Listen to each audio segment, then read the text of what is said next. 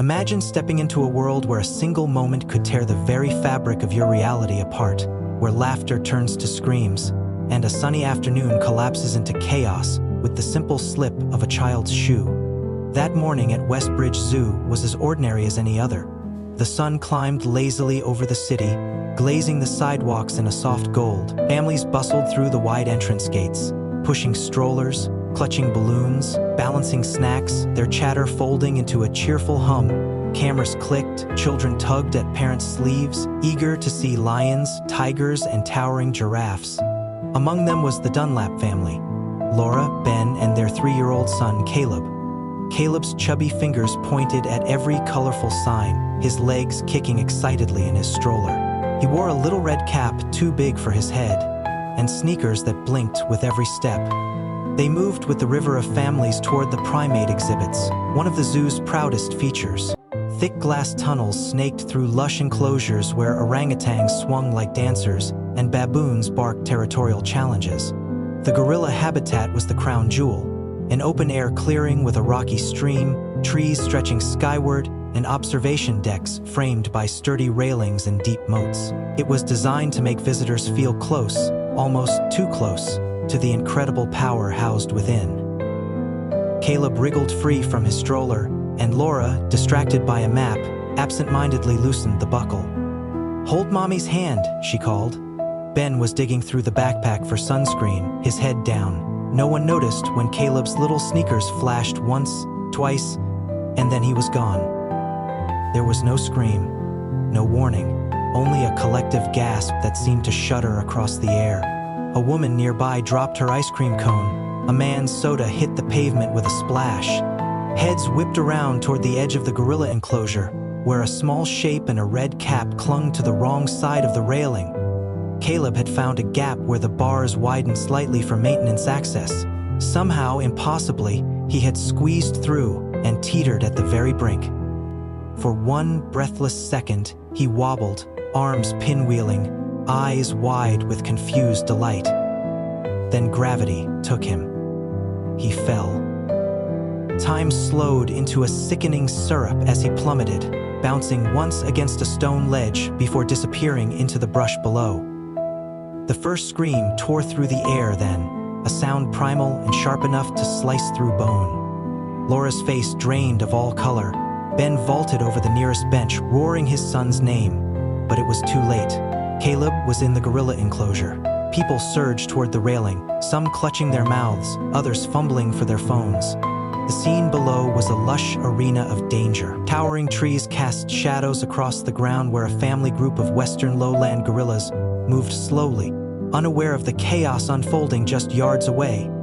And then he noticed a male, larger than the rest, broad-shouldered, his silverback glinting under the sun. His name was Makono, the king of this domain, and he turned his heavy head to regard the tiny, motionless figure now lying in his world. In the stands above, panic twisted into action. Security radios crackled. Uniformed staff began ushering people away, shouting for space, for calm, but there was no calming the electricity surging through the crowd. Every eye was fixed on Makono. The gorilla shifted his great weight forward, his black eyes unreadable. His hands, thick as catcher's mitts, flexed once, twice, and then he began to approach. Laura shrieked Caleb's name until her voice broke. Ben fought against the security guards, trying to hold him back. Several visitors grabbed at the railings as if willing their strength to reach the child, but no one could help him now. Caleb lay still, vulnerable, a tiny, fragile thing among forces far beyond him. Makono moved with a deceptive slowness, knuckles brushing the ground, each step thudding with the weight of untold strength. Another gorilla, a younger female, hooted nervously from the trees, but Makono ignored her. His attention was locked entirely on the small being who had fallen from the sky. The gap between them shrank with terrifying inevitability. 20 feet, 15, 10. Some people looked away, unable to witness what they feared was coming. Others filmed, hands trembling. Somewhere a child sobbed uncontrollably. A teenager whispered, "He's going to hurt him." A mother turned her back, covering her daughter's eyes. Even the security team hesitated, uncertain, horrified. When Makono finally reached Caleb, a stillness fell so heavy it seemed to choke the air itself. He stood over the boy, shadow blotting out the sun. One massive hand reached down. His fingers, tipped with nails like dull knives, brushed Caleb's arm. The crowd gasped collectively. But Makono did not strike. Instead, he bent lower, inspecting Caleb with something almost resembling curiosity. His breath ruffled the boy's hair. He grunted, a low, chest-deep sound that was not aggressive but questioning. Slowly, almost reverently, he slipped one hand under Caleb's tiny body and lifted him off the ground. Caleb's head lolled against Makono's chest, limp but cradled. It was a sight that froze everyone to stone. Against all instinct, against every headline that screamed of tragedy, Makono was holding the child not like a prize or prey, but like something fragile, something he understood was precious. Laura collapsed to her knees, sobbing, her nails clawing the concrete. Ben stood, shaking, helpless. In the control room overlooking the habitat, an alarm blared to life. Red lights strobed, radios crackled, voices barked orders. Zookeepers ran. They knew every second mattered. Every heartbeat might mean life or death. And as they sprinted toward the enclosure, Makono settled into a slow, deliberate pace. He began to carry Caleb deeper into the habitat, away from the screaming crowds, into the tangled green shadows where no one could reach them easily. Everything was about to change. The world seemed to hold its breath as Makono cradled Caleb and moved steadily deeper into the enclosure. Shadows swallowed them bit by bit, branches lowering like a veil over the strange, heart-stopping tableau. In the stands, chaos simmered. Security pushed the crowd back. Children wailed, their cries mixing with panicked shouts. Lara was inconsolable, clawing at the guards holding her back, her voice cracking against the walls of the enclosure. Ben, red-faced and furious, roared Caleb's name again and again, the sound gutting everyone who heard it. Yet despite the bedlam above, inside the gorilla's domain, a strange, tense silence hung in the air. Makono moved with unexpected gentleness. His strides were deliberate, cautious. He was not fleeing. He was not panicked. It was almost as if he understood that the tiny creature in his arms was something breakable, something he needed to protect, but no one on the outside could see that clearly now. The trees and rocks created blind spots, broken lines of sight. Every second the gorilla was hidden felt like an eternity. The zookeepers knew they had to act, but the options were grim. A tranquilizer dart would take minutes to work, and if it startled Makono, he could crush the child in an instant. Entering the enclosure without a plan was suicide. In the command room overlooking the exhibit, the zoo's emergency response team snapped into action. Radios buzzed orders. "Get eyes on them now!" barked the supervisor, a woman with decades of field experience, but fear trembling under every word. A handler named Dana sprinted to the nearest access door, keycard in hand, heart hammering against her ribs. Dana had worked with Makono since he arrived as a juvenile, a scrawny, scared ball of fur brought in after poachers wiped out his family in the Congo. She had spent countless hours forging a bond based on trust, patience, and an endless river of whispered reassurances. If anyone had a chance of reaching him, it was her. Meanwhile, word of the incident spread like wildfire. Visitors not even near the gorilla exhibit heard the alarms, saw the frantic staff, and rushed toward the commotion. Phones shot videos, streaming the terror live to the outside world within minutes. On the internet, captions began to pop up. "Child falls into gorilla pit. Gorilla has him. Pray for him." Speculation exploded. Debates raged in comment sections. Some called for immediate action. "Shoot the gorilla if you have to." Others screamed for patience, for understanding, not realizing how delicate the situation truly was.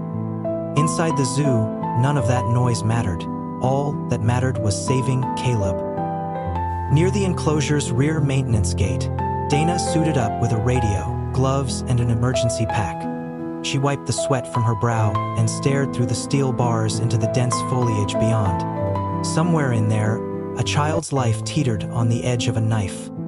Somewhere in there, a creature with the strength to shatter bones with one movement was cradling that life with unnerving tenderness. The debate among the senior staff crackled over the radios. Some argued for tranquilization, believing the risk was too high otherwise. Others fought against it, fearing that any sudden change might provoke disaster. Inside the habitat, Makono stopped at a small clearing surrounded by boulders and dense ferns. He sat down, slowly, folding his massive legs under him with a grace that defied his size. Caleb's small form rested against his chest, limp but visibly breathing. His tiny chest rose and fell in shallow, uneven gasps. Makono sniffed at the boy's hair, uttered a soft, grumbling noise deep in his throat, and adjusted his hold. From a higher viewing deck, a zoo volunteer caught a glimpse through the trees and radioed in. "He's not hurting him. He's holding him, like a baby." The supervisor listened, teeth gritted. Minutes felt like hours. Time lost all meaning. Dana's voice crackled through the headset. "I'm going in." A collective gasp filled the command center. No one outright told her to stop, but they didn't authorize it either. Dana knew what the rules were. She also knew that rules didn't matter if a child's heartbeat was about to be crushed like a paper cup. She pressed her palm against the cold metal gate, feeling the tremble in her own fingers, and whispered, "Stay calm, Makono. It's just me." She stepped inside. The first thing that hit her was the smell of earth, the wet green scent of leaves and bark and fur.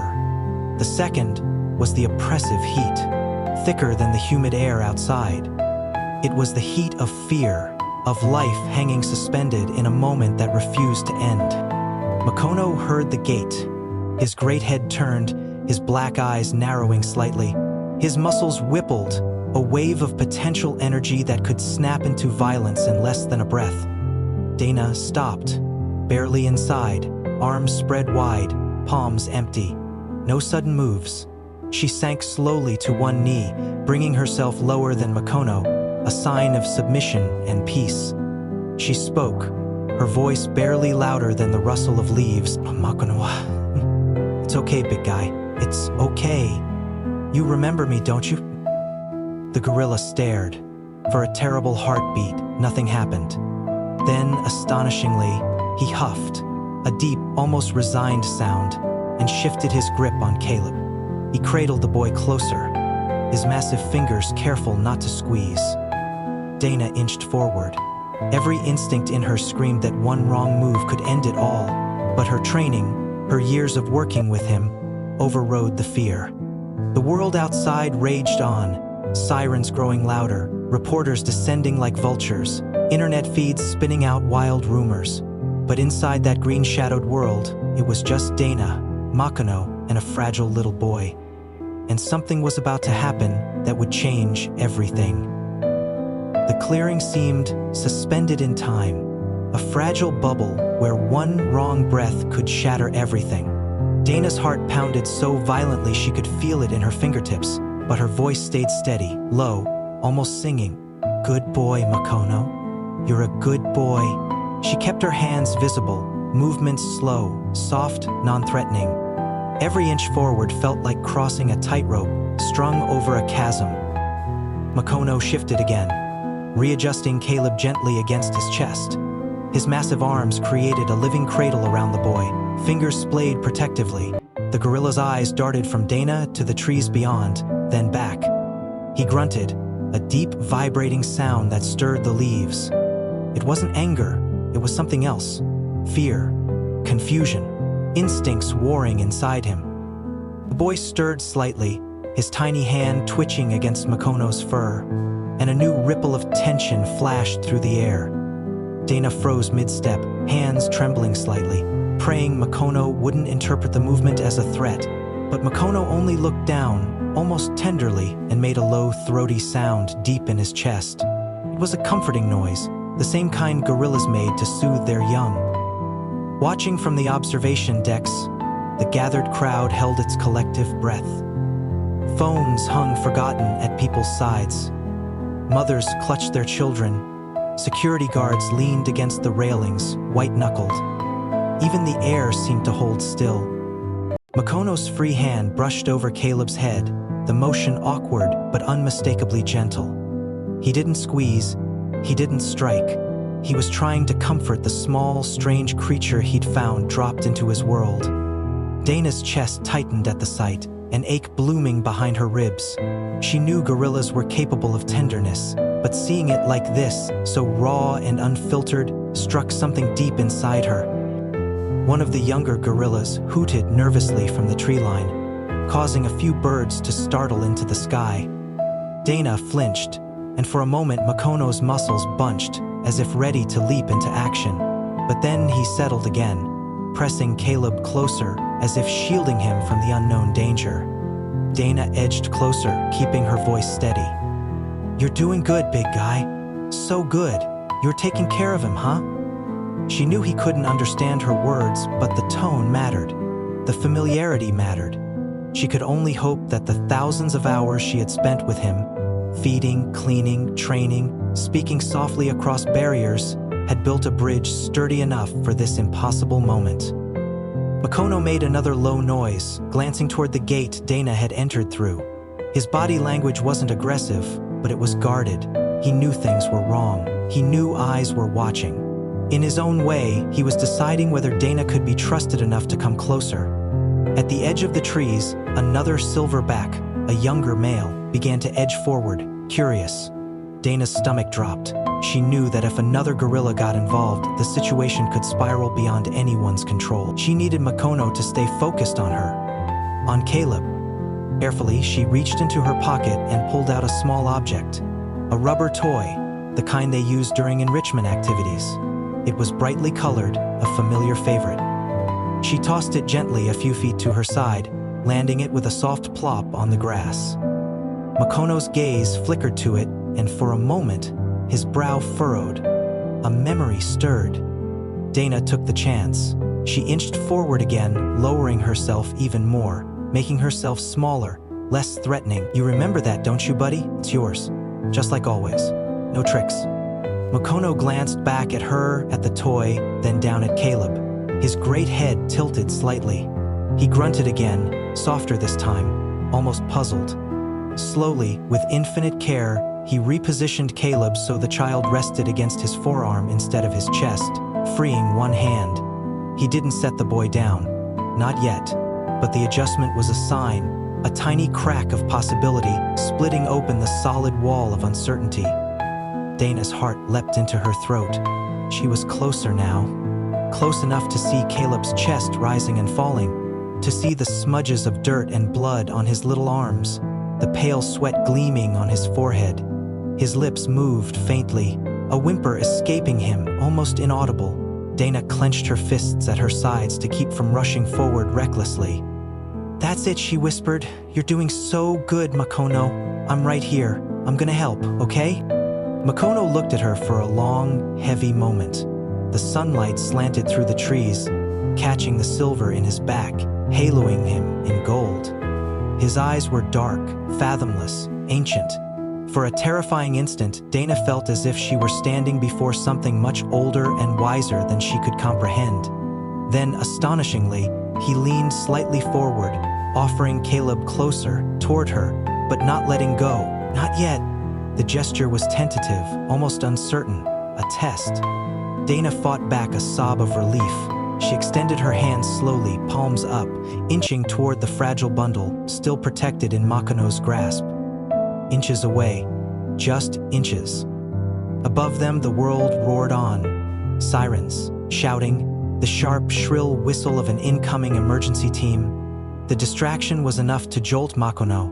He flinched, pulling Caleb back slightly, his muscles rippling under his fur. A warning rumble built deep in his chest, low and vibrating. Dana froze, holding her breath. Any wrong move now could undo everything. "Easy, easy," she murmured, keeping her voice a balm against the fraying edges of panic. "It's okay. I'm here. You're not alone." Makono stared at her, his huge chest heaving once, twice. Slowly, the rumble faded.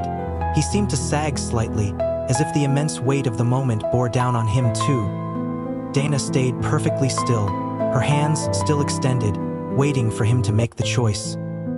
And then, with a movement so careful it could have shattered hearts, Makono shifted forward again. He brought Caleb closer, almost into Dana's arms. He hovered there, breath puffing against the child's hair, reluctant but willing. The first contact was about to be made. Everything, the boy's life, the gorilla's fate, the fragile thread connecting human and beast, balanced on the next heartbeat. Above the clearing, the tension among the onlookers had reached a fever pitch. From the stands, the scene below was both surreal and agonizingly slow. People clutched the rails until their knuckles blanched. Strangers gripped each other's arms, whispered prayers slipping from their lips, even if they didn't believe in anything moments ago. 1,000 hearts beat as one, erratic, terrified, desperate. Some tried to scream instructions, as if Dana could hear them from so far away. "Get the baby!" a woman shrieked. "Shoot the gorilla!" bellowed a man, his face red with panic. Parents shielded their children's eyes, unwilling to let them witness what they feared might turn brutal at any second. Others kept recording, phones trembling in their hands, unable to look away even if part of them wanted to.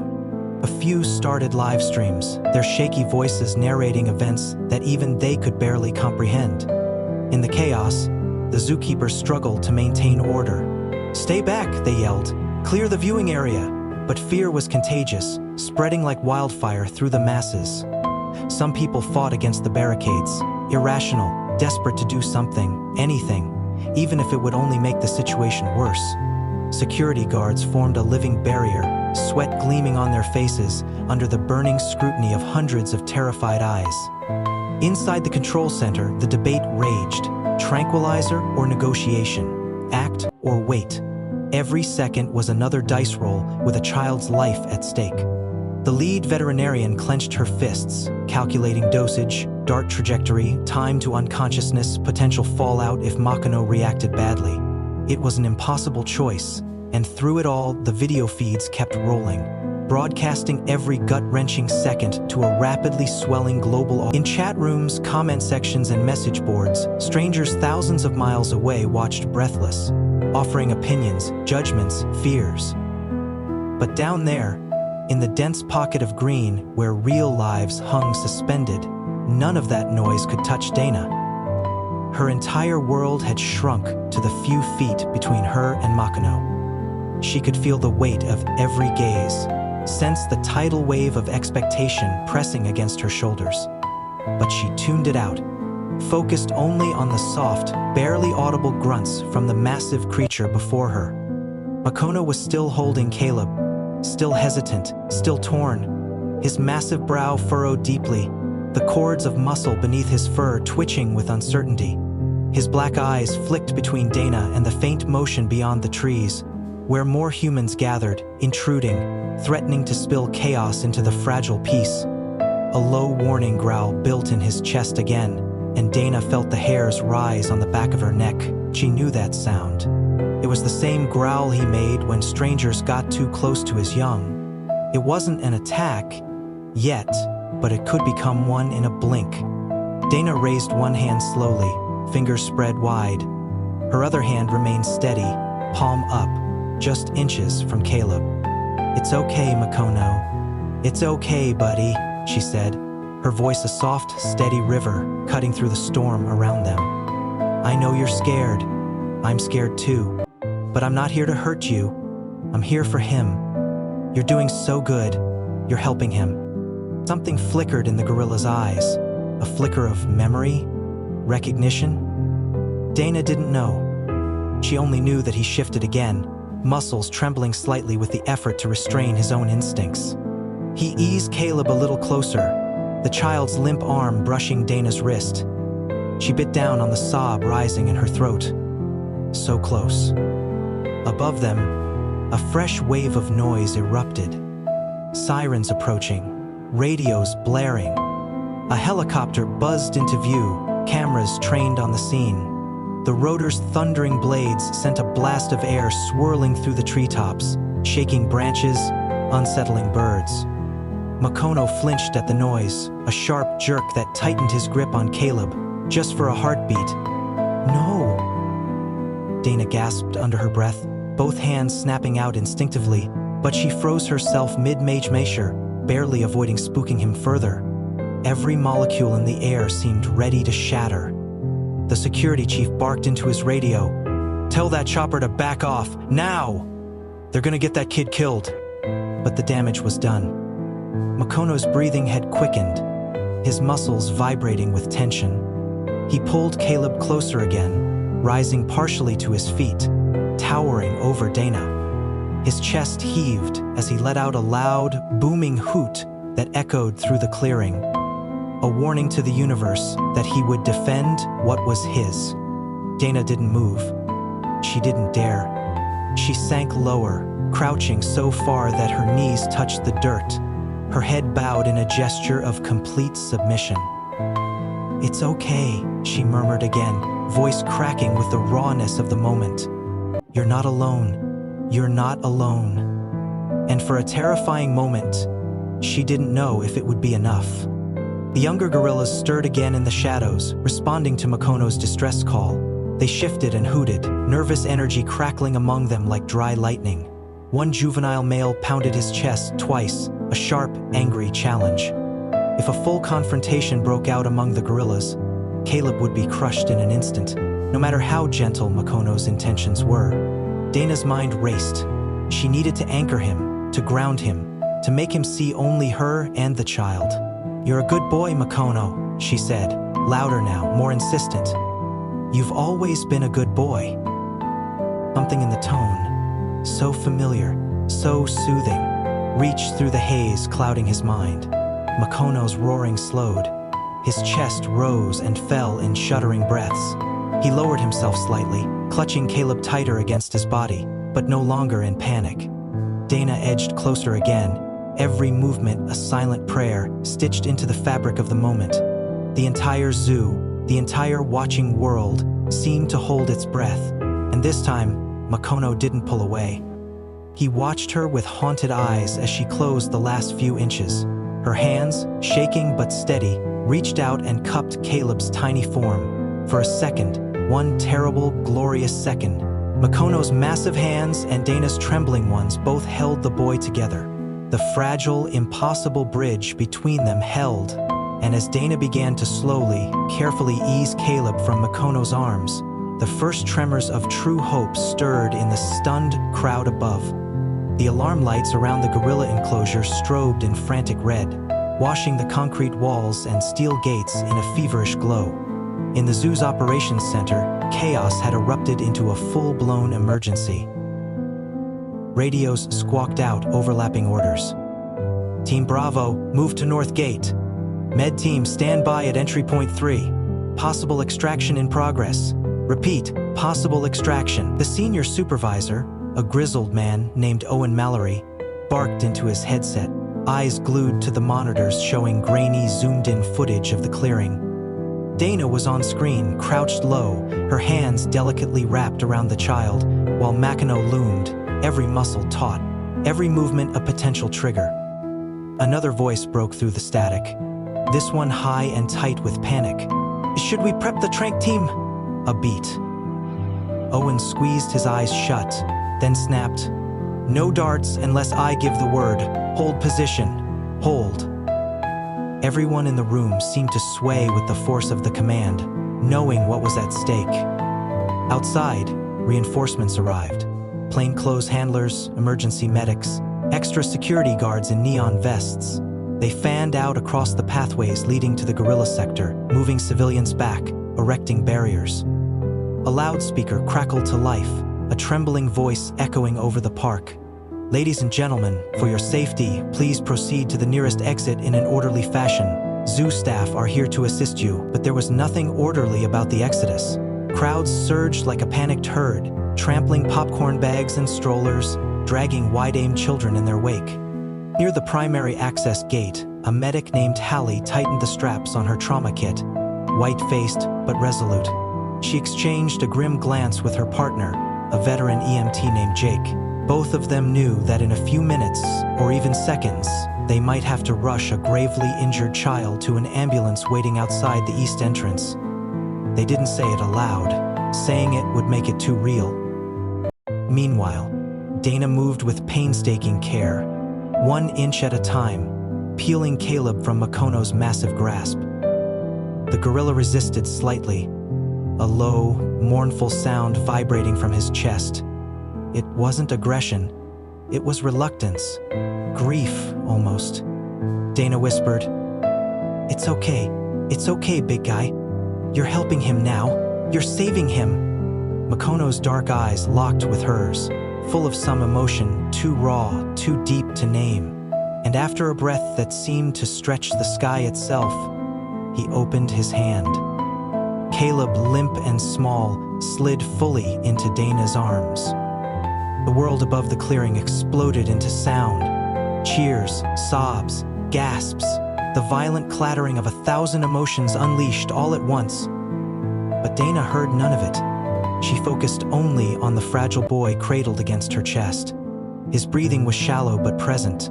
Blood matted his hair, his face was pale as paper, but he was alive.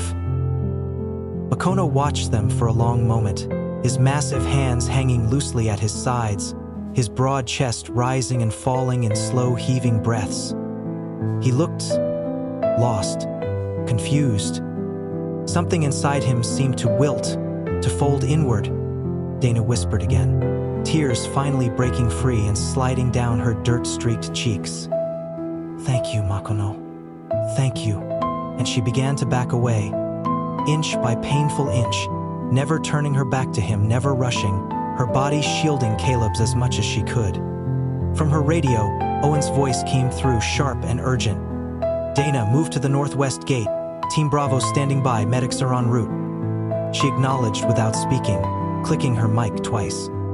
The signal was enough.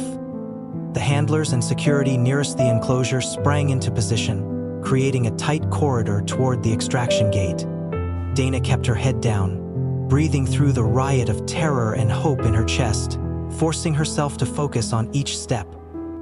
Above her, a fresh terror bloomed. The helicopter, still hovering, shifted slightly lower for a better angle, the rotors whipping the trees violently.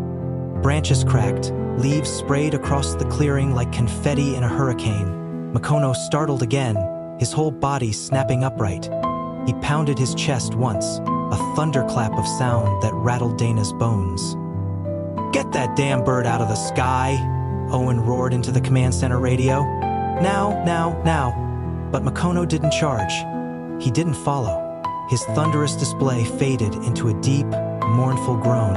He lowered his arms, watching Dana slip farther and farther away with the child he'd so carefully protected. At the northwest gate, handlers wrenched the heavy door open. Dana staggered through it, collapsing to her knees the second she crossed the threshold. Hallie and Jake were on her in an instant, prying Caleb from her arms, laying him carefully onto a stretcher, starting a rapid assessment. "Pulse weak but present," Hallie barked, ripping open a trauma kit. "Get oxygen on him. Prep for transport." Dana knelt there, gasping, as the team worked. Her whole body trembled uncontrollably. Someone pressed a bottle of water into her hand, but she barely noticed. Her eyes were locked on the gate she had just passed through, the one that separated her from Makono. Through the heavy mesh, she saw the silverback standing alone in the clearing, chest heaving, head bowed. A king without a kingdom, a protector without a charge. And she realized then, with a deep, shattering certainty, that nothing, not the screaming headlines, not the armchair experts, not even the zoo itself, could ever truly understand what had just happened. Makono had made a choice that had saved a life, and the world was about to decide what to do with him. Long before flashing lights and frantic crowds, before cameras captured his every move, Makono had lived another life.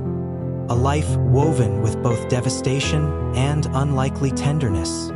Deep in the sweltering jungles of the Congo Basin, he had been born under the thick canopy, where green light streamed through endless trees, and the air buzzed with 1,000 unseen lives. His mother had cradled him to her chest, with the same instinctual love he had shown Caleb, humming low songs into his fur as they foraged together.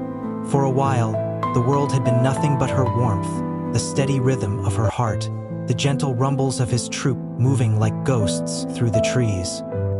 But paradise never lasted long. One day, when the sun was high and the rivers ran low, strangers arrived. Two-legged predators carrying sticks that roared fire and death. The memory was carved deep into Makona's mind, into the marrow of his bones.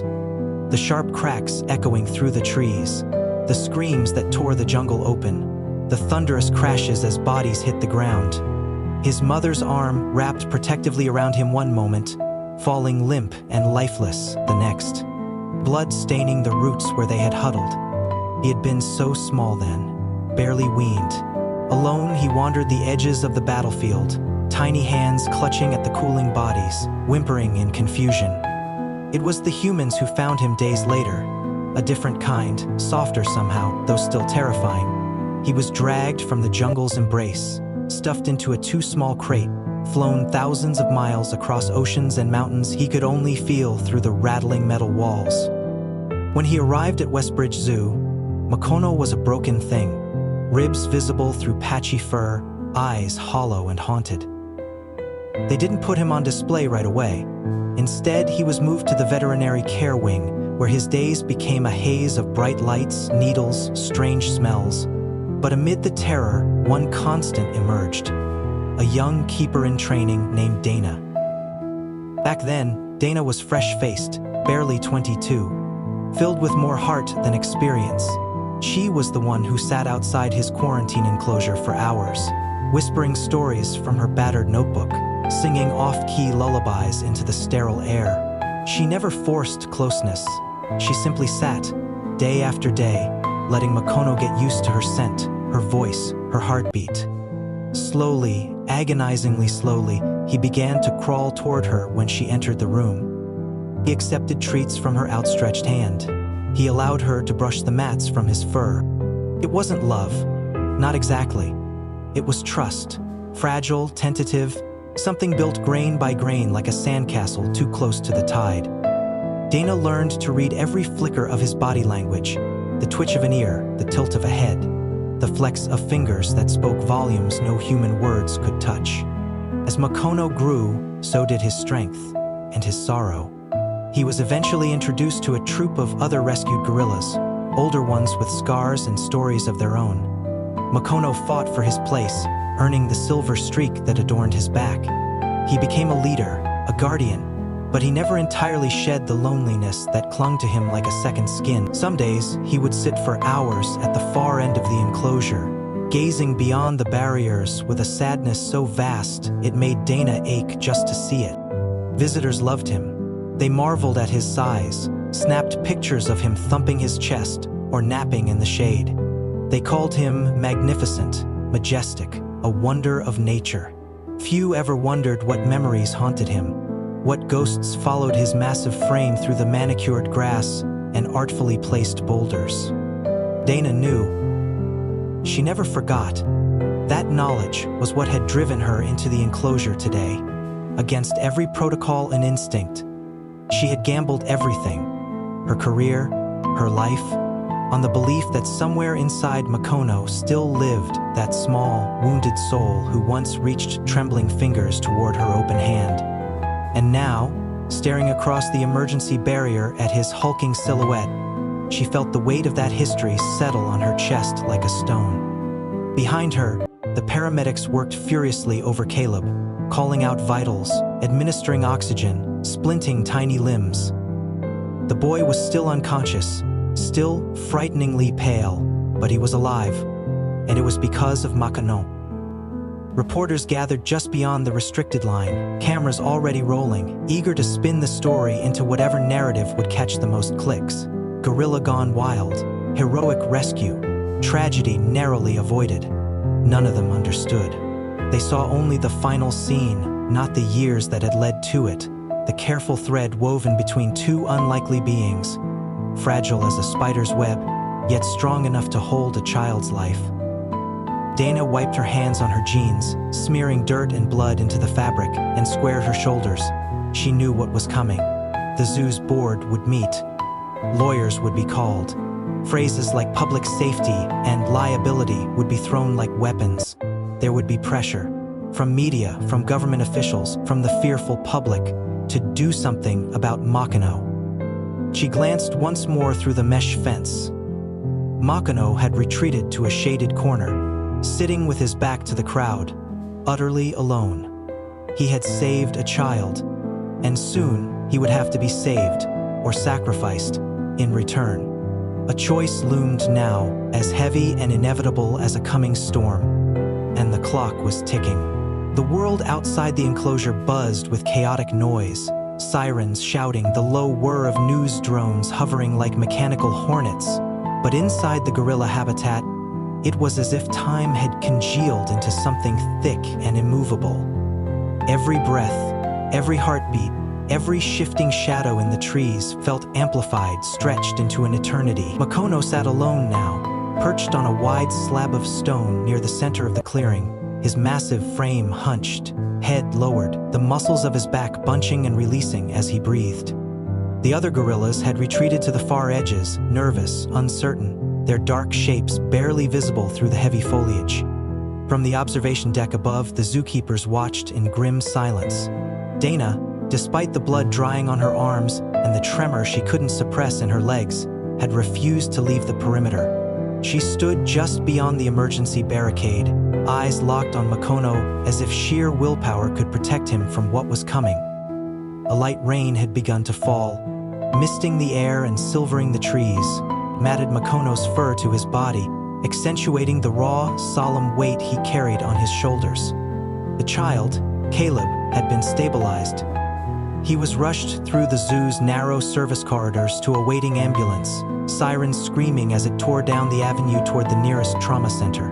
His tiny form, dwarfed by the gurney and tangled in tubes and wires, was a fragile reminder of how close death had come. His parents followed in a second vehicle, hollow-eyed and silent, clutching each other's hands so tightly their knuckles turned white. But even as the boy was whisked away toward the promise of safety, Makino remained frozen. His great, calloused hands rested, palm up, on the stone beside him, empty now, almost reverent. He didn't move to follow the others. He didn't hoot or beat his chest or roar his dominance.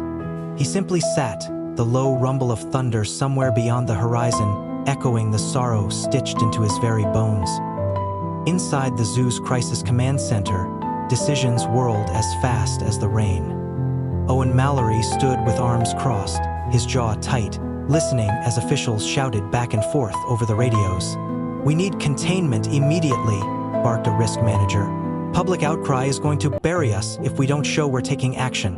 Another voice, brittle with fear, added, "If he becomes aggressive again, we can't risk civilian lives. You know what has to be done." And there it was, the unsaid threat hanging heavy in the air. Tranquilization at best, lethal force at worst. Dana heard it too, through her earpiece, and bile rose bitter in her throat. She ripped the device free, shoving it into the mud at her feet. "He's not a threat," she growled to no one in particular. "He's not." But logic and policy had no patience for emotions. The headlines were already writing themselves in screaming fonts across social media feeds. Gorilla endangers child. Zoo negligence sparks outrage. Kill the animal before it's too late. As the rain thickened into a cold drizzle, a group of tactical officers moved into position near the rear access gate, their rifles loaded with both tranquilizer and live rounds. They crouched behind equipment sheds and low stone walls, eyes grim, fingers hovering too close to triggers. They didn't want to do it, but orders were orders, and fear had a way of blinding even the best intentions. Makino remained still. Dana broke from the line of zookeepers, ignoring the shouted warnings behind her. She crossed the slick pavement until she reached the outermost barrier, clutching the cold iron bars in white-knuckled fists. She stared at him, willing him to move, to rise, to retreat into the deeper jungle of the enclosure where maybe, just maybe, he could survive this madness. But he didn't. He only lifted his head slightly, gazing toward the now empty spot where Caleb had once lain. His lips parted in a slow, silent huff of breath, a sound so raw with mourning that it twisted Dana's heart until it nearly broke. For a moment, through the thin veil of rain, their eyes met, and Dana realized that Makono knew. He knew the child was gone. He knew the humans were afraid. He knew that despite everything he had done, despite the care and gentleness he had shown, he was still the villain in their eyes. His shoulders sagged beneath the invisible weight of that truth. He was a creature born into violence, rescued by compassion, and now condemned by fear. One of the tactical officers shifted behind a wall, and the movement caught Makono's eye. His head turned slightly. His body tensed, not in aggression, but in readiness. Instinct told him danger was coming. His nostrils flared, his fists clenched and unclenched slowly against the stone. Dana slammed her palms against the bars, desperate, voice rising above the rain. "Please, just give me a chance," she cried toward the command center, not knowing if anyone was even listening. "He's not violent. He's scared. He saved that boy." Her words were lost in the growing storm, swallowed by thunder and sirens and the steady pounding of rain on concrete and steel. Owen hesitated inside the control center, hand hovering over the authorization button that would set the tactical team into full motion. His face, lined and worn by too many years of impossible decisions, twisted with anguish. Inside the clearing, Makono rose slowly to his feet. Water streamed down his broad shoulders, dripping from his arms like silver rivers. He didn't roar, he didn't charge.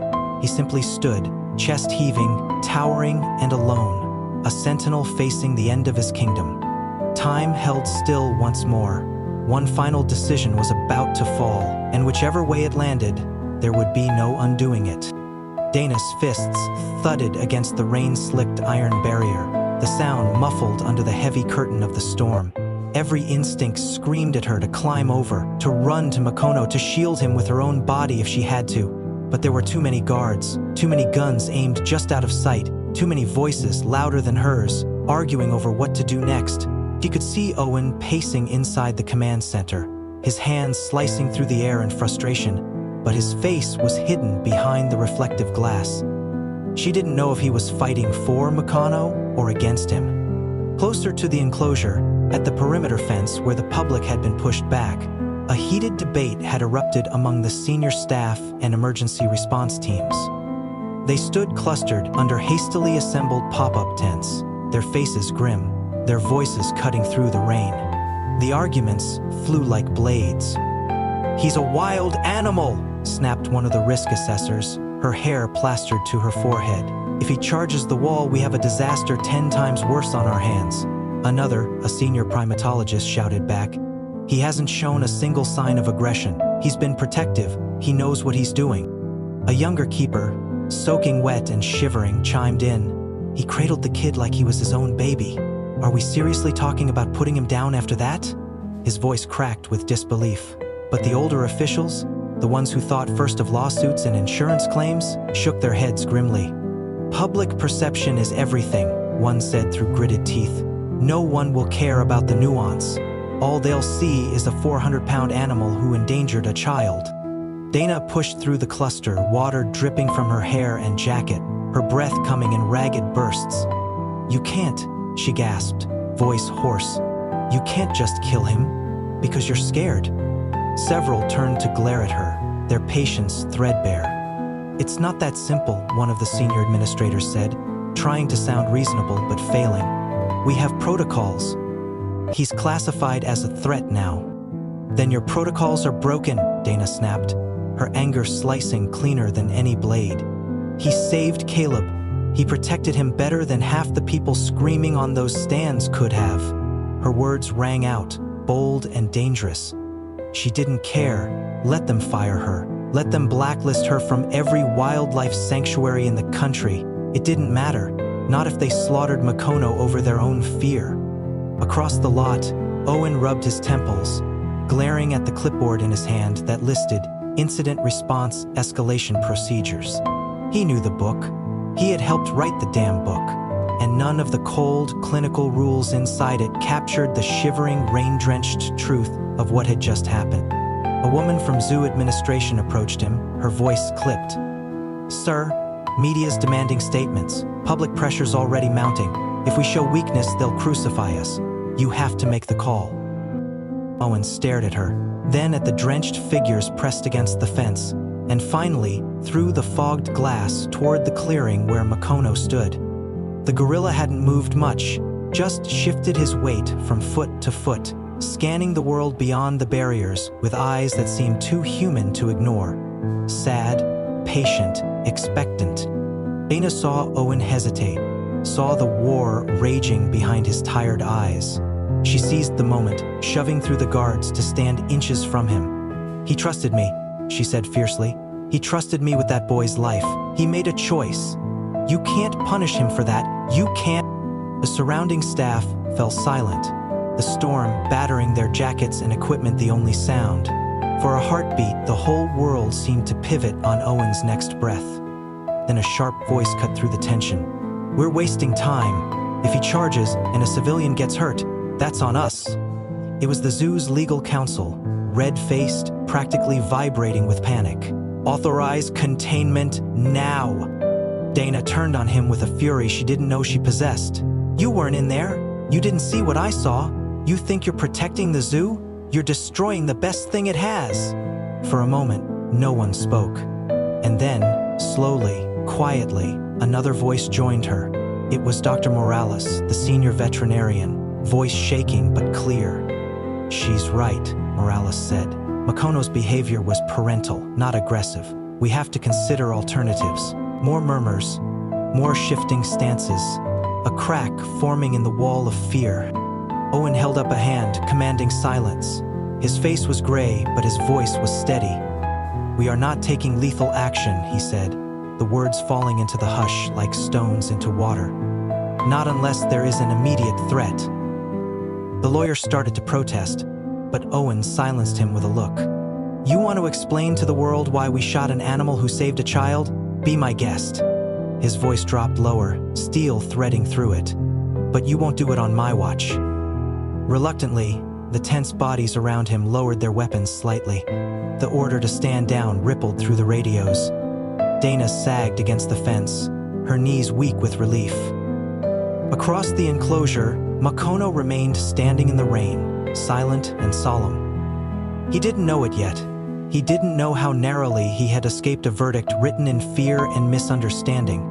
But somehow, Dana thought maybe he could feel it, the slight easing of the air. The invisible hand of mercy hovering, if only for a little while longer. The battle for his life was not over. But today, at least, compassion had bought him time. Dana didn't waste a second. The moment Owen's order hung heavy in the air, she was already moving, knowing full well that the fragile mercy granted today could shatter at any misstep. She darted from the fence, weaving through the cluster of guards and zoo staff, cutting through puddles that soaked her sneakers and plastered her jeans to her legs. Every heartbeat hammered a single thought into her mind. Makono needed her now more than ever. Behind her, the emergency response teams grudgingly shifted into observation positions rather than offensive ones, their hands twitching near tranquilizer guns, still prepared for the worst. The tension hadn't disappeared. It had simply been forced into silence. Dana grabbed a portable radio from a stunned handler as she passed, pressing the button hard enough to make the plastic creak. I'm going back in, she said into the mic, her voice rough, raw.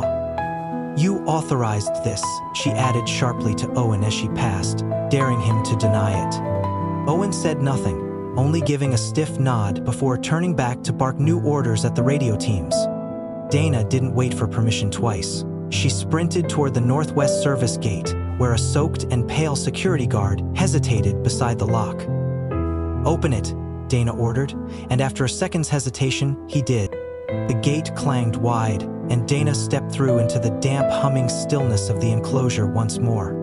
The world outside the fence blurred into distant noise, but inside, everything slowed down, every droplet of rain carving cold paths down her skin, every gust of wind bending the trees like mourning dancers. Makono stood near the center of the clearing, a black mountain against the misty green. His body was tense, but he didn't move when he saw her. His dark eyes tracked her approach with a tired wariness, not hostility. Dana kept her hands visible, low, non-threatening. She moved slower this time, each step deliberate, weaving her way across the uneven ground. She wasn't armed. She wasn't armored. She had no protection but the slim bond they had built over the years. The hours she had spent murmuring to him through chain-link fences. The trust that had taken seasons to grow and minutes to almost lose. She closed the distance carefully, stopping about 15 feet away, close enough for Makono to recognize her clearly, but not so close as to feel like an intrusion. She crouched low, bowing her head slightly, a gesture of respect in gorilla language, learned over endless quiet study. "Hey, big guy," she whispered, voice trembling against the storm. "I'm back." Makono blinked slowly. His massive shoulders heaved with a deep, exhausted breath. He let out a soft, questioning grunt, not the booming, chest-thumping roar people feared, but the kind of low rumble he would offer to a confused member of his troop. Dana answered with a soft hum, a mimicry of the soothing sounds the handlers often used when working close to the gorillas. She kept her posture relaxed, letting him see every inch of her movements. "You did good," she said, tears burning her eyes. "You did so good." A flash of movement caught her eye. Another younger gorilla had crept halfway out of the trees, sensing the shift in atmosphere. Dana felt her pulse quicken. If Makono's authority slipped now, if the troop's delicate hierarchy wavered under this stress, a fight could erupt, and chaos with it. She needed Makono to stay calm. She needed him to stay king. Slowly, Dana shifted her weight, digging into her pocket and pulling out a brightly colored piece of cloth, an old trainer scarf they had used during enrichment sessions. She laid it flat on the grass in front of her, and then backed away, arms spread wide. An offering. A memory. Makono stared at the scarf, nostrils flaring. He remembered. She could see it in the way his fingers twitched, the way his broad head tilted slightly. He remembered playing tug-of-war with that scrap years ago, remembered her laughter echoing off the concrete walls. Something deep within him softened, just a little. He lumbered forward a few paces, massive hands brushing the earth. He paused beside the scarf, his great head lowering to sniff it once, twice. Then he let out a low hoot, almost a sigh, and slumped down onto his haunches, folding his hands together in his lap like an old man burdened with too many memories. Dana felt a sob catch in her throat, but swallowed it down. She sat too, mirroring his posture from across the clearing, legs folded under her, palms resting open on her knees. For a long time, neither of them moved. Rain sheeted down around them, drumming a steady rhythm against the earth. It soaked into Dana's clothes, slid down Makono's fur, pooled in the folds of his broad shoulders. But neither acknowledged it. In that pocket of shared silence, they built something no headlines or courtrooms or fearful crowds could fully tear apart. A choice to trust, even when the world demanded fear. Dana knew she couldn't stay long. The tactical teams were still out there, the decision to spare Makona hanging by a fraying thread. Any sudden noise, any startled movement, could turn everything back to blood and tragedy. So she made a silent promise, one she stitched into the steady drumbeat of her heart. She would fight for him. She would not let them forget what he had done. She would not let fear drown out the truth. Makono lifted his head then, looking at her with eyes that seemed to see all the way through the rain, through the fence, through the wall of doubt and hatred gathering outside.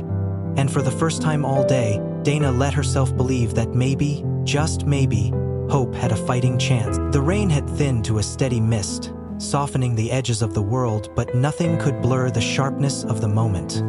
Dana rose slowly from where she sat, soaked to the bone, feeling every muscle protest after kneeling so long on the cold, uneven ground. Across from her, Makono shifted as well, standing up to his full, awe-inspiring height, breast Sony Intir. For a heartbeat, they simply regarded each other.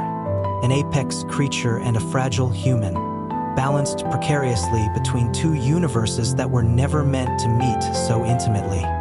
She had crossed the invisible line once already by stepping into his domain, but now she was about to cross another, one even more dangerous. She was going to try to bring him in. Behind her, just out of sight past the trees and down the emergency service road, handlers had quietly assembled. They had set up a temporary pen, large, reinforced, baited with familiar scents and foods, designed as a soft containment method. If Dana could coax Makono into it willingly, they could avoid tranquilization entirely. But it was a desperate plan, built on sand, vulnerable to even the faintest gust of fear. Dana wiped rainwater from her forehead and glanced once at the crude enclosure. It wasn't far, maybe 100 feet through open clearing, but it might as well have been a tightrope strung over a pit. One wrong move and everything would fall apart. She breathed deeply, speaking not to herself, but to Makono.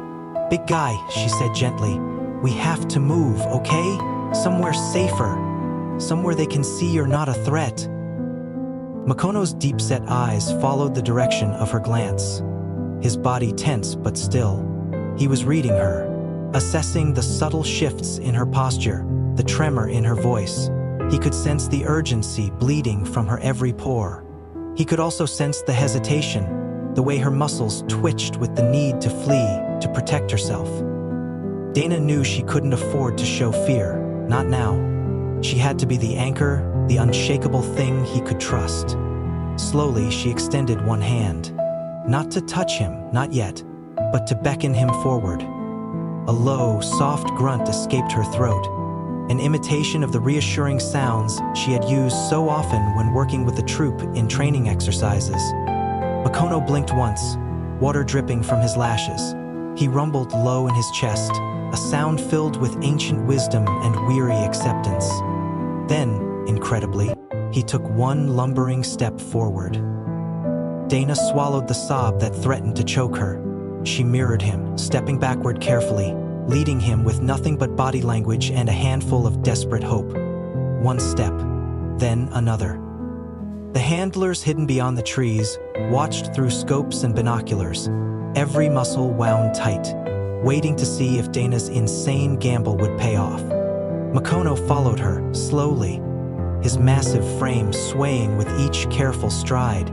His fingers brushed the wet grass, knuckles carving lines into the mud. His breathing was slow, controlled, every movement measured against some invisible standard only he understood. As they moved across the clearing, Dana kept murmuring nonsense sounds, scraps of lullabies, broken promises that didn't matter so long as the tone stayed soft, stayed safe. "Good boy," she whispered. "That's it. You're doing so good, buddy. Almost there." Every few steps, Makono paused, his head turning toward the perimeter, where distant noises still echoed. The rattle of chains, the creak of gates, the hum of radio chatter. Each time, Dana stopped with him, standing still until he calmed, letting him set the pace. Halfway across the clearing now, Dana could see the edge of the temporary pen, an open doorway, no cages yet closed, baited with bunches of ripe bananas and a worn burlap sack that still smelled faintly of the keeper's quarters, where Makono had once slept during his quarantine years ago. She risked a glance back, saw handlers frozen behind the trees. Owen's grim figure barely visible through the mist, his fists clenched at his sides. No guns raised, no tranquilizer darts loaded. For now, Faith held the guns at bay. But it wouldn't last forever. Dana faced forward again and took another slow, careful step. Her boots squelched in the mud, but she kept moving, each breath a prayer stitched into the storm-heavy air. Makono followed, 10 feet to the pen. 5, Dana reached the doorway and stepped aside, leaving the opening clear for him. She turned, crouched low again, beckoning gently. "Come on, buddy, it's okay. You're safe." Makono paused at the threshold. He sniffed the air, eyes narrowing. Instinct warred with memory behind those dark, ancient eyes. Trust battled suspicion. Freedom clashed with the deep, primal knowledge that any cage, no matter how kind, was still a cage. Dana's heart hammered against her ribs so hard she thought it might snap them. Makono shifted his weight forward. For one suspended breath, she thought he would turn away, disappear back into the shadows of the enclosure where no human could follow. But then, with a sigh like the breaking of 1,000 old promises, he stepped inside. The handlers surged forward, swinging the lightweight doors closed behind him. Locks clicked softly. No guns fired. No alarms screamed. Makono sat down heavily in the center of the pen, soaked, exhausted, regal even in captivity. Dana sagged against the nearest tree, tears mixing with rain on her face, hands trembling uncontrollably. She had crossed the line. And somehow, Makono had crossed it with her. The moment the pen door clicked shut, the entire world seemed to shift. The rain softened into a misty drizzle. The low roar of the panicked crowd outside dimmed, and for one suspended breath, there was only silence. Deep, raw, and almost sacred. Dana stood just outside the temporary enclosure, hands still raised slightly, as if any sudden movement might shatter the fragile peace they had built. Every nerve in her body screamed for her to rush forward, to be sure he was safe.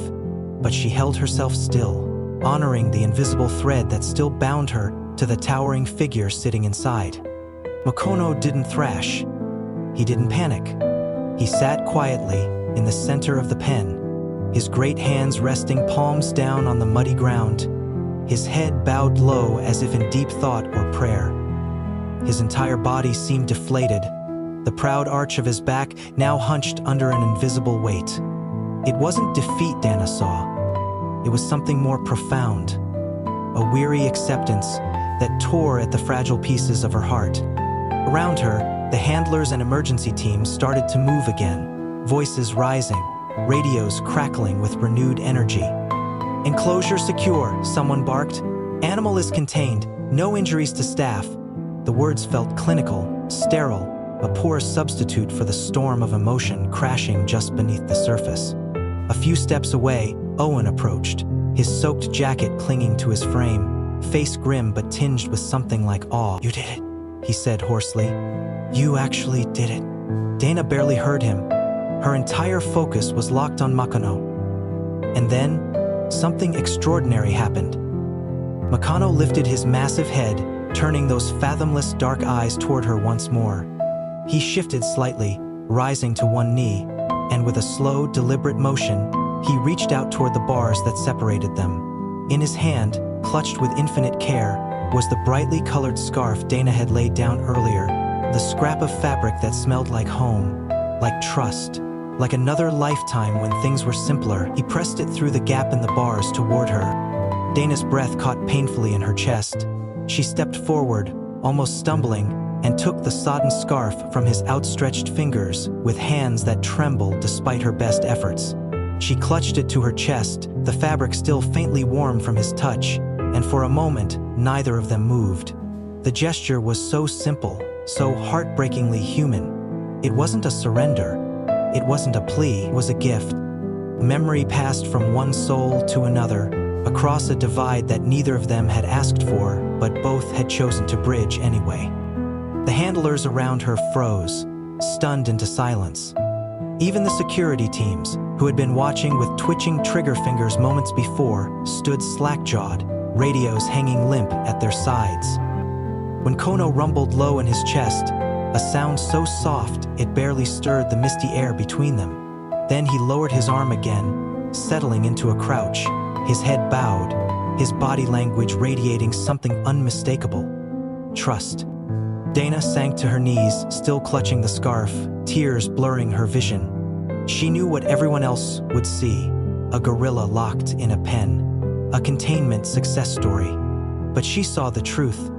Makono wasn't contained by the bars, he was contained by choice, by the understanding that he had given her the boy, that he had trusted her with something fragile and precious, that he had crossed a line as impossible for him as it had been for her.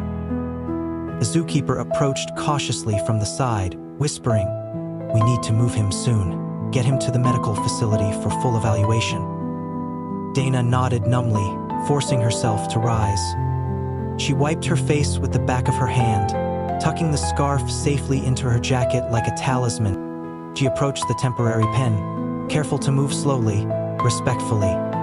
Makono watched her but didn't retreat. His massive frame remained still, patient. He had made his choice, and now he was trusting her to honor it. "You're not alone," she whispered, voice breaking as she pressed her hand lightly against the cool metal. "Not anymore." A handler gestured at the transport crate parked nearby, an ugly, practical thing, just big enough to move Makono safely. Dana hesitated. She didn't want to force him into another box, another reminder of captivity and fear. But if he stayed here too long, the wrong people would make the wrong decisions, undoing everything they had fought for. So she crouched again, picked up a handful of the bananas and treats laid out for bait, and placed them inside the crate door, leaving it wide open. She backed away, leaving a clear path. Makono stared at the crate. His great shoulders rolled in a slow, tired motion, and for a moment, Dana thought he might refuse. But then, with a grace that belied his enormous bulk, he rose and walked slowly, deliberately, into the crate. The handlers moved fast, sliding the door shut behind him. Locks clicked, chains rattled into place. But still, no violence, no panic, only a deep, soul-heavy weariness that filled the air like mist. Dana pressed her forehead against the bars, tears streaming freely now, hidden by the rain. "You're gonna be okay," she whispered. "I promise you." And for the first time all day, she believed it. The crate rumbled slightly as the handlers secured it to the heavy-duty transport cart, its wheels slipping a little on the soaked ground. Makono's massive silhouette sat hunched inside, almost too large for the reinforced walls, but he made no attempt to fight, no attempt to lash out. His hands rested limply against the floor, and his deep, patient breathing was the only sign of life within the heavy metal box. To anyone passing by, it might have looked like a simple containment job, just another dangerous animal being safely moved, but Dana knew better. Every breath Makono took was a quiet miracle, a defiance against fear, a fragile thread connecting them still. She walked beside the transport team as they pushed the crate along the service road toward the veterinary center, never straying more than a few steps away. She kept murmuring softly, nonsense words and old familiar phrases, the ones she had whispered to him when he was a baby and the world had been nothing but strange smells and frightening sounds.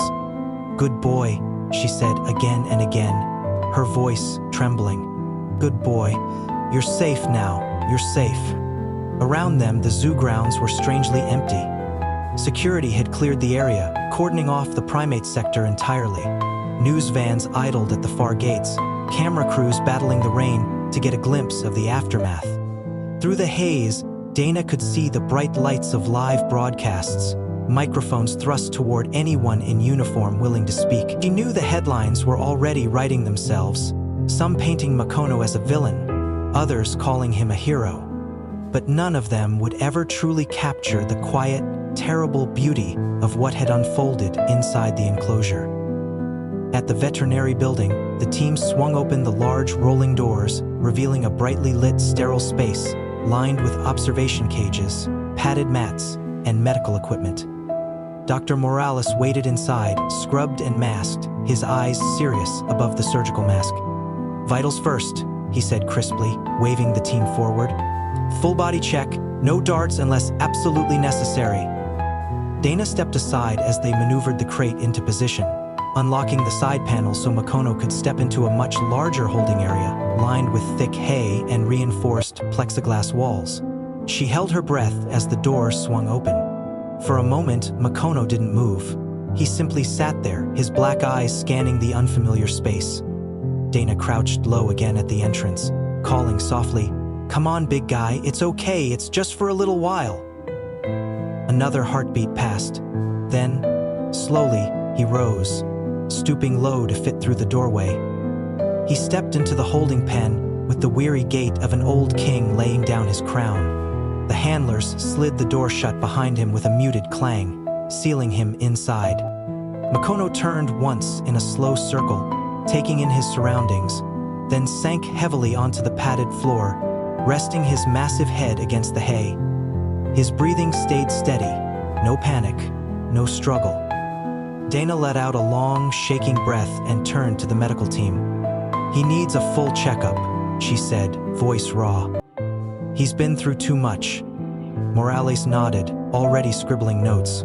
"We'll be gentle," he promised. Across the campus, in a sterile hospital ward, Caleb stirred on a tiny bed under a sea of blinking monitors. His eyelids fluttered weakly. His mother sat hunched over him, hands pressed tightly over her mouth to smother her sobs. His father stood by the window, staring out into the rain, every line of his body carved with guilt and fear. A nurse leaned down, whispering soft encouragements as Caleb's lashes lifted slowly. His gaze, unfocused at first, found his mother's face. A weak smile tugged at his lips. He was alive. Battered, broken in places, but alive. And somewhere deep inside his foggy mind, an image flickered. A great, warm body wrapped around him. The deep, rhythmic thrum of a heart, not human, but steady, protective. A soft cradle of safety in a world turned upside down. Caleb wouldn't have the words for it yet, wouldn't understand until much later, but the memory of that strange, gentle guardian would stay with him for the rest of his life. Back at the zoo, Dana sat cross-legged outside Makono's pen, refusing to leave even as the rain seeped into her bones. Owen approached, offering her a battered thermos of coffee, but she waved it off. "I'm staying with him," she said simply. Owen studied her for a long moment, then nodded. "They're gonna want statements," he said grimly. "Investigations, public hearings." Dana didn't look at him. Her gaze stayed locked on Makono's sleeping form. "Let them come," she said. "I'll tell them everything, every last truth they don't want to hear." Owen hesitated, then crouched beside her, his voice low. "You know they'll want to move him, right? Maybe even take him away." Dana's hands curled into fists in her lap. "Not without a fight," she whispered. In the holding pen, Makono shifted in his sleep, a soft rumble escaping him. Even in dreams, he carried the weight of the day, but for now, at least, he was safe. For now, the child he had cradled was healing, and somewhere in the dark, bruised heart of the storm, a fragile victory glowed like a distant lantern. The storm had finally passed by morning, leaving the zoo bathed in a pale, trembling light.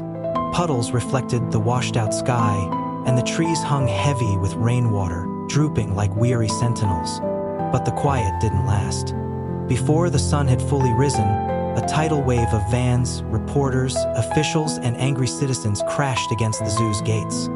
News anchors, makeup melting under hastily held umbrellas, delivered breathless updates to the world. Headlines screamed from every screen, every device, twisting the story into 1,000 different versions depending on who you asked. Gorilla hero or monster? Zookeeper risked lives to save toddler. Outrage as zoo debates fate of gorilla after child's fall. Public demands action. Dana sat stiffly in the veterinary waiting area, still damp, still dirty, still clutching the faded scarf Makono had offered her like a relic. Around her, the administrative staff buzzed like hornets, phones ringing off the hook, lawyers setting up temporary offices and conference rooms, PR teams drafting statements so carefully worded, they stripped the humanity out of every syllable. Through the plexiglass wall nearby, she could see Makono lying in his pen. They had sedated him lightly after his checkup, more to calm his raging adrenaline than out of any necessity. He looked so impossibly peaceful now. The mighty lines of his body slackened in rest. A titan brought low not by force, but by kindness. She couldn't stop staring at him, couldn't shake the image of him cradling Caleb as if he were his own. That memory had stitched itself deep into the fabric of her soul. Owen approached, a thick folder tucked under one arm, his jaw tight with frustration. "It's getting worse," he said without preamble, his voice low enough that the nearby suits wouldn't overhear. "Public pressure's insane. Half the country's calling for him to be put down. The other half wants him canonized." He raked a hand through his damp hair, "and the board is divided." Dana turned slowly to face him. her eyes bloodshot but fierce. "They can't," she said. "He saved that boy." "They don't care," Owen said bluntly. "The optics are a nightmare. They're already calculating insurance losses, attendance drops, lawsuits." His voice trailed off, and he dropped into the chair beside her, his face older than she remembered it being just yesterday. "They're scared." Dana's hands tightened around the scarf. "Good. Let them be scared. Maybe they'll finally understand what he's been living with his whole life." Owen gave a humorless chuckle, but didn't argue. He thumbed through the folder, pulling out a series of photographs, the incident, the crowd, the rescue. Frame by frame, they told the story. And yet, even captured in pixels and paper, they didn't convey the truth that Dana had seen in Makono's eyes. "They want a recommendation," Owen said finally. "From you." Dana blinked. "Me? You're the only one who went in there," he said. "The only one Makono trusted. Your statement's gonna carry weight." He hesitated, then added quietly, "And it might be the only thing standing between him and a bullet." A coldness settled into Dana's bones, heavier than the rain ever was. She nodded slowly, standing up. "Then let's make it count." Together, they walked to the hastily convened board meeting held in the zoo's conference center. It was a sterile room, fluorescent lights buzzing overhead, long plastic tables forming a rectangle where grim-faced executives, legal counsel, PR specialists, and a few senior zoologists sat with notebooks and laptops open. Cameras recorded everything. They weren't just speaking for the board anymore, they were speaking for the world. Dana stood at the center of the room, refusing the chair they offered her. She folded the scarf Makono had given her into her hands, held it there like a talisman, and raised her chin. "Makono is not a danger to the public," she said, her voice steady. "He showed restraint, compassion. He protected a child he didn't know, at immense risk to himself." One of the legal reps interrupted, voice dripping skepticism. "But he did seize the child. There's a risk." Dana cut him off, but he continued down the hallway. He said, "Then see someone." He knew the child would hurt him. He cradled Caleb when no one else could reach him. He kept him warm, kept him safe. If Makono had meant to hurt him, the child would have died within seconds of falling into that enclosure. The room buzzed with murmurs. Dana pressed on, each word sharp as a blade. "He didn't act like a wild animal. He acted like a protector, like family." She lifted the scarf slightly. This was his gesture, not aggression. Trust. The board members exchanged glances, some skeptical, some thoughtful, some terrified of the backlash that would rain down no matter what choice they made. Owen stood up beside her, adding quietly, "We have a chance here to show the world that fear doesn't have to decide everything, that maybe compassion can."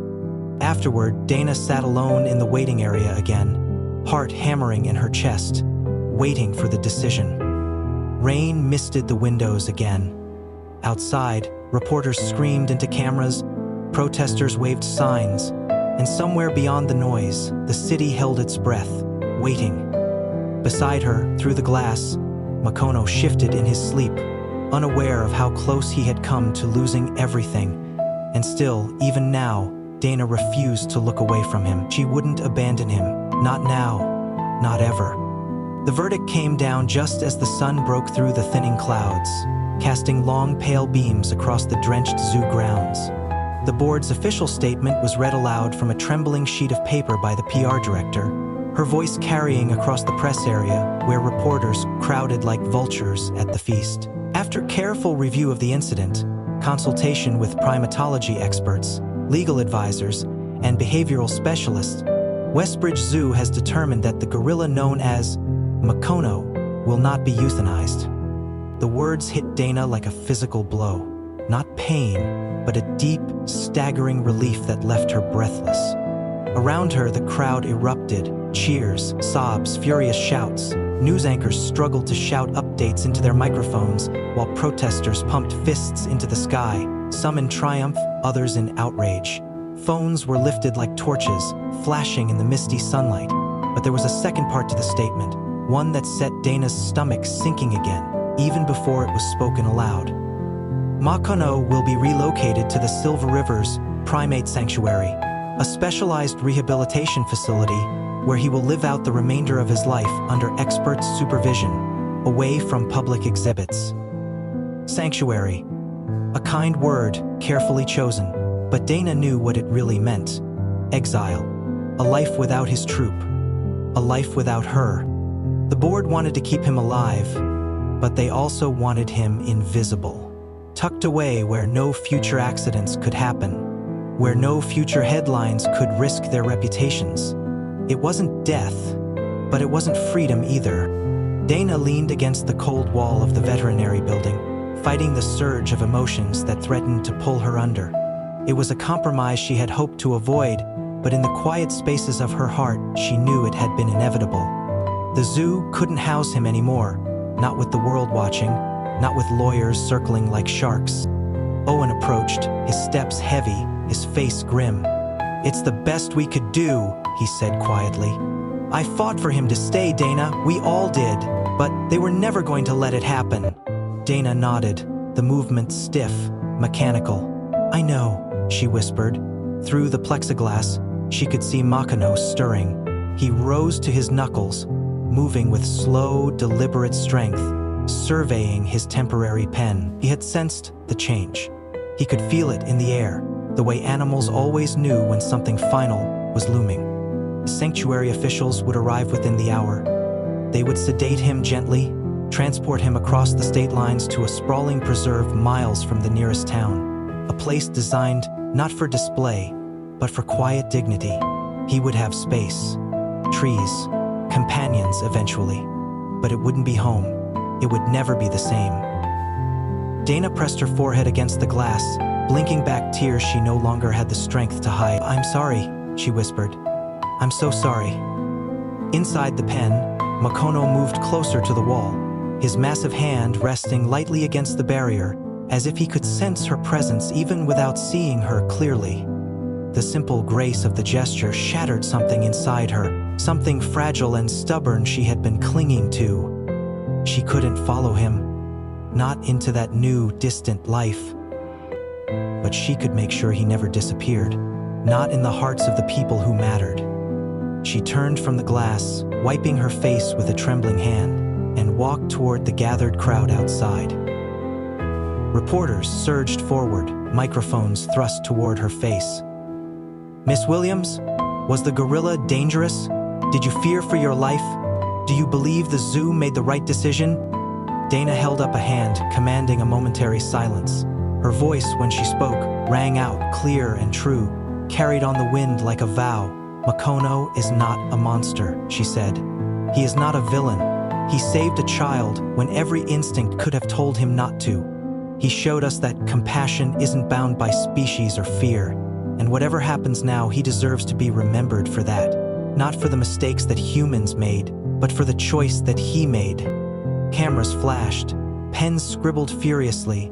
Somewhere in the chaos, a small ripple of applause broke out, hesitant at first, then growing. Dana didn't stay to bask in it. She turned back toward the veterinary building, where the sanctuary team was preparing the transport cage. The final moments ticked by faster than she could hold on to. She waited at the service gate as the team wheeled Makono's crate past, their movements gentle, respectful. He sat inside calmly, his great frame filling the small space, his dark eyes catching hers for one lingering moment as he passed. And in that glance there was no blame, no anger, only a quiet, aching goodbye. Dana stood there, long after the transport truck rumbled away down the service road, carrying her old friend toward a new and lonely chapter. She stood until the rain started again, soaking her skin, blurring the horizon into a smear of gray and green. The zoo's noise faded behind her, replaced by the simple, steady rhythm of falling water, of footsteps moving forward, would not be forgotten, not by her, not ever. Days passed, then weeks. The zoo reopened its primate exhibits with heavier fences, brighter warning signs, and more guards stationed at every corner. They refurbished the gorilla habitat, scrubbing it clean of any trace of that unforgettable day, as if washing away the memory could somehow wash away the fear. Tourists returned eventually, their laughter and camera clicks echoing once more through the trees. But something was different now, something that hung in the air like a ghost the crowds couldn't see. Dana stayed on, but the work felt different too. Heavier, quieter. Every morning she passed by Makono's old enclosure, and every morning she paused for a moment, staring into the empty clearing where the grass grew a little taller now, untended in the places he once walked. She often caught herself listening, expecting to hear the soft thump of his knuckles on the earth, the low rumble of his greeting, but it was always just the rustle of the wind and the distant chatter of smaller creatures. Across town, Caleb's story gripped the nation.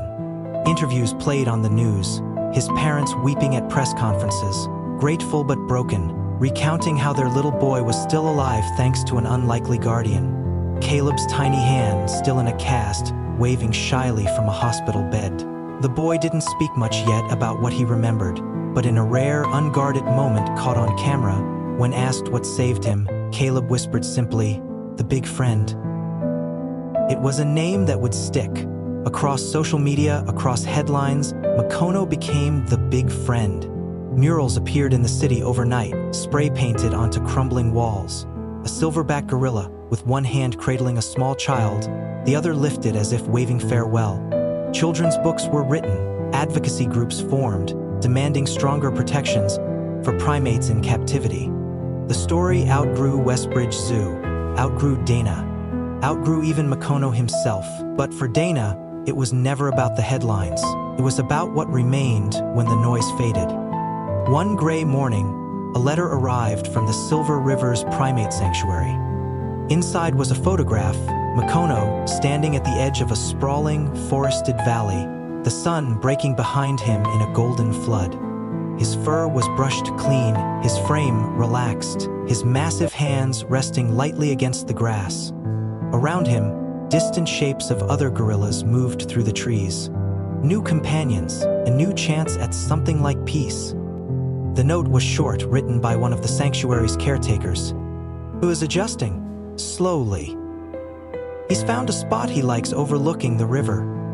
He watches the water for hours. We think he's waiting for someone, or remembering. Dana pressed the photo to her heart, sitting alone in the keeper's lounge, where no one would see her cry. Later that week, she asked to speak during a scheduled assembly for local school children visiting the zoo. She stood in front of a room filled with eager, wide-eyed faces and told them the story, not the sensational version splashed across screens, but the quiet truth, about a being who had every reason to be afraid, every reason to lash out, but chose to protect instead. About how real strength wasn't in size or power, but in the willingness to show mercy when fear demanded violence. She ended by holding up the faded, crumpled scarf, the one Makono had offered her through the bars that day. "This," she said, voice steady, "is trust. This is hope. And sometimes, it's the bravest thing anyone can give." The children listened, silent and solemn, the lessons settling into their hearts like seeds that would bloom long after they left the zoo. Seasons changed. Rain washed the zoo clean again and again. Trees bloomed, withered and bloomed once more. Life moved forward, as it always does. But in quiet corners of Westbridge, people remembered. In the way a mother clutched her child a little tighter near the railings. In the way a father lifted a toddler higher to see over a fence, but kept both hands firmly planted on their waist. In the murals that still shimmered on city walls long after the media moved on. And in a small pocket over Dana's heart, the faded scarf remained, a constant reminder of a day when a giant had chosen kindness over fear. Because sometimes, the strongest hearts beat not in the loudest heroes, but in the quiet ones. The ones who carry the weight of forgiveness. The ones who reach across the divide and offer trust anyway. If this story stirred something in you, if it made you believe even for a moment that compassion can change the course of the world, then don't forget to like, comment, and subscribe. Join us here for more true stories of bravery, kindness, and the quiet power that lives in unexpected hearts. Until next time.